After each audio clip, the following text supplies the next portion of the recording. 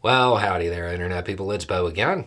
So, today we are going to talk about earthquakes and eclipses and beliefs and politics and science and averages. And we're just going to run through some things because something that occurs in the United States a whole lot is occurring, and it's worth just kind of going over. If you missed the news, there was an earthquake that impacted New York. That led to people on the right, Republicans, politicians, commentators, putting out a whole bunch of commentary like this. God is sending America strong signs to tell us to repent. Earthquakes and eclipses and many more things to come. I pray that our country listens. That is apparently from Marjorie Taylor Greene.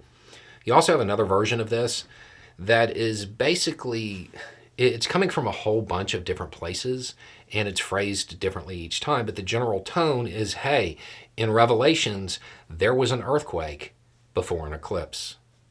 So obviously trying to draw that connection. So here's the thing. There's pretty much always an earthquake before an eclipse. Like always. There's normally an earthquake while the eclipse is, on the day of the eclipse. Why? Because there's about 20,000 earthquakes per year, which the average, I want to say, is 55 per day. So, yeah, that stands to reason. Now, even if you want to say, well, no, that's not what we're talking about. A lot of those earthquakes are very small. We're talking about, the bigger ones. Okay, let's just go to moderate. Let's go to moderate earthquakes and just count those. The thing is, the earthquake that they're pointing to it doesn't qualify because it's a 4.8. Moderate starts at 5.0, but let's just give it to them. There's still about 1,000 a year. So, with the idea that this is incredibly common, that this is very normal, why is this taking hold? Why are some people, I'm sure, are earnest in their belief, and there are probably some people who are using other people's beliefs to, manipulate them.